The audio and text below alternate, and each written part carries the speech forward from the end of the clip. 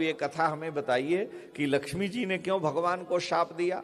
तो एक बार की बात है, भगवती लक्ष्मी और भगवान की सेवा कर रही थी और सेवा करते हुए बैकुंठ में विद्यमान हैं। लक्ष्मी जी को भगवान देखे, वो उनका श्रृंगार करके उन्हें प्रसाद आदि अर्पित की और बैठ गई। तो भगवान लक्ष्मी जी को देख करके हंसने लगे।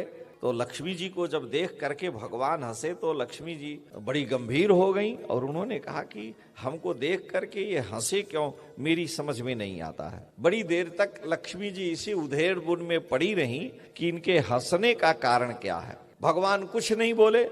लक्ष्मी जी ने पुनः भगवान की ओर देखा, लेकिन भगवान हंस पड़े। तो जहास बदनम वीक्ष तस्यास्तस्य मनोरमम, भगवान पुनः लक्ष्मी को देखकर हंसे तो लक्ष्मी जी बड़ी नाराज हुई। लक्ष्मी जी सतोगुणी हैं, लेकिन सतोगुणी होने पर भी लक्ष्मी जी में तमोगुण ने प्रवेश कर लिया और तमोगुण का ये प्रभाव हुआ कि लक्ष्मी जी को लगा कि हमको देख करके इसलिए हंस रहे हैं कि किसी सुंदर स्त्री को इन्होंने हमारी सौत बना लिया है और उसके कारण ये हमको देख करके हंस रहे हैं। हमारे यहाँ सौतिया डाह बड़ा प्रसिद्ध है। तो सपत्नी व कृता तेना मन्यन्या बरवर्णिनी, हमको देखकर हंसे इसका मतलब कोई और पत्नी है जिससे ये विशेष प्रेम करते हैं, हमसे सुंदर होगी। अब लक्ष्मी जी को तमोगुण आ गया, आवेश आया। भाई बिना कारण हंसना ये ठीक नहीं है। हंसने का भी तो कोई कारण होगा, रोने का भी तो कोई कारण होगा। कैकेयी की माता ने अपने पति, कैकेयी के पिता का नाम अश्वपति था, तो कैकेयी की माता ने अपने पति से कहा कि आप भोजन कर रहे थे और हंस पड़े। तो हंसे क्यों? भोजन करने में हंसने का क्या मतलब? हमने आपको थाल में भोजन परोस दिया और सब भोजन दे दिया, तो आप हंसे क्यों? तो कैकेयी की माता बार बार कहने लगी कि भोजन करने में हंसने का कारण क्या है? कहीं नमक अधिक है, मिर्च अधिक है, या नमक मिर्च मसाला नहीं है? उन्होंने कहा ऐसा कुछ नहीं। तो कैकेयी की माता ने कहा बताइए आप हंसे क्यों? उन्होंने कहा देवी अगर हम अपने हंसने का कारण बता देंगे तो हम मर जाएंगे। अगर मैं अपने हंसने की बात तुम्हें बता दिया तो मैं जीवित नहीं रहूंगा। तो कैकेयी की माता ने कहा कि तुम जीवित रहो चाहे मर जाओ, लेकिन बताना तो पड़ेगा कि हंसे क्यों, बिना कारण के क्यों हंसे। तो कैकेयी के पिता अश्वपति महाराज हंसे इसलिए थे कि वो भोजन कर रहे थे। उनके भोजन करते समय थाल से चावल के 2-4 दाने थाल से नीचे गिर गए थे, थाल के बगल में लगे थे। तो एक चींटी उस चावल के दानों को लेकर के जा रही थी नीचे, जो गिर गए।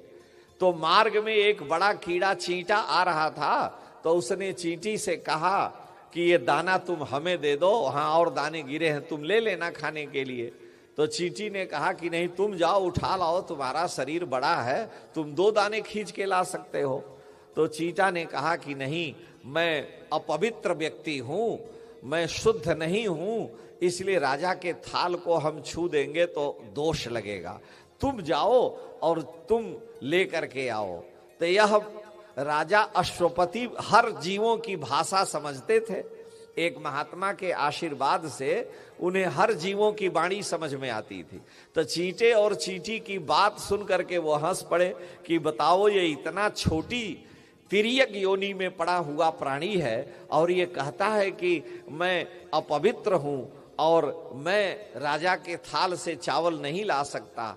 हंस पड़े। और कैकेयी की माता कहीं कि बताइए हंसने का कारण। महात्मा ने कहा था कि हम आपको ये विद्या तो दे रहे हैं कि हर जीव की भाषा आप समझोगे। हमारे यहाँ अयोध्या में तो हम लोग नहीं समझ पाते। आप बनरिया के बच्चे को अगर तनिक सा छेड़ दिए तो चिल्लाएगी बड़ी तेज और सारे बानर इकट्ठा होके आपको घेर लेंगे। अब वो क्या बोली है अब वही जानती है। सारे बानर आ जाएंगे, काट खाएंगे, और वो रोज आपस में लड़ाई करके एक दूसरे को काटते खाते हैं। लेकिन वो चिल्लाती है तब कोई बानर नहीं आता। लेकिन हमको आपको देख करके अगर वो चिल्लाई कुछ बोली तो सारे इकट्ठा हो जाते हैं। तो उसकी भाषा हम लोग नहीं समझते। कैकेयी के माता ने कहा कि नहीं, आपको बताना तो पड़ेगा। कहे कि अगर महात्मा ने हमें बताया, हमें बता दूंगा तो मर जाऊंगा। वो कहे तुम मरो या जियो। अब बेचारे भोजन छोड़ के गए, उस महात्मा की शरण में गए क्या करें? तो महात्मा ने कहा कि राजन आप यह भेद मत बतलाओ। कहे तब रानी मर जाएगी। कहे रानी मरे या जिए, तुम रास्ते में आए हो तो क्या देखे हो? उन्होंने कहा मैं देखा एक जो है कुआं था, कुएं में घास थी और एक बकरा और एक बकरी। तो बकरी बार बार बकरे से कहती कि घास ला के हमें दो। तो कुआं ऊपर के जो घास को तो बकरे ने कुएं के ला के बकरी को दे दिया, लेकिन जो घास लटकी हुई थी कुएं में, अब उसको भी बकरी कह रही थी कि ला के दो। अब बकरा कहा कि अगर उसको लेने जाएंगे तो हम कुएं में गिर जाएंगे, मर जाएंगे। अब बकरी उसको सींग मारती कि नहीं तुम दो, चाहे कुएं में गिरो या जो करो। बकरा देखा कि मैं गिर के मर जाऊंगा, तो बकरी मैं जब करने लगी नहीं ले आओ, तो बकरा अपने सींग से लगा बकरी को मारने। अब बड़ी मार मारा वो, फिर उसके साथ आ गई रास्ते पर। तो महात्मा ने कहा यह घटना ही तुमको ये बतला रही है कि रानी कहीं प्राण नहीं देगी, जो इतनी दुष्ट स्त्री है कि हमारा पति जिए या मरे हंसी का कारण पूछ रही है, तो वो जो है बेतनाथ के बिना कृपा नहीं करेंगी। तो राजा आए और कैकेयी की मां की जब कस करके धुलाई किए तो अपने आप वो मार्ग में आ गई, पूछना बंद कर दी। कहने का यहां मतलब था कि भरत जी भी अपनी मां से बात रामायण में कहते हैं कि अरे कैकेयी तू इतनी दुष्ट पापिनी है, राम जी को वन देते समय तेरे मुंह में कीड़े नहीं पड़ गए, तेरे जीभ तेरी गल नहीं गई, वर मांगत मन भई नहीं पीरा, गरी न जीह मुंह परे उन कीड़ा, जननी तू जननी भई विधिसन कछु न बसाई। निश्चित ही तू अपनी मां का लक्षण पाई है। मेरे पिता तेरे चरणों में गिर कर कहे कि कैकेयी मेरे प्राण नहीं रहेंगे, और ऐसा वर मांग कि राम को बन जाना पड़े, फिर भी तुमने नहीं माना और मेरे पिता की मृत्यु हुई। तो हर जीव की भाषा वो जानते थे, और जान करके उन्होंने कैकेयी की माता को समझाया, लेकिन वो जिद पर अड़ गई। लक्ष्मी जी भगवान से जिद तो नहीं की, लेकिन भगवान हंसे क्यों, निश्चित ही कोई दूसरी सौत इन्होंने रख लिया होगा।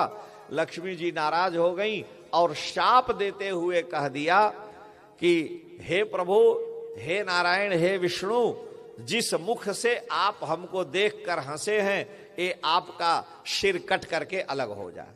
तो वो भगवान का सिर बाद में कट करके अलग हो गया। यह प्रसंग नारद जी व्यास जी को सुना रहे हैं।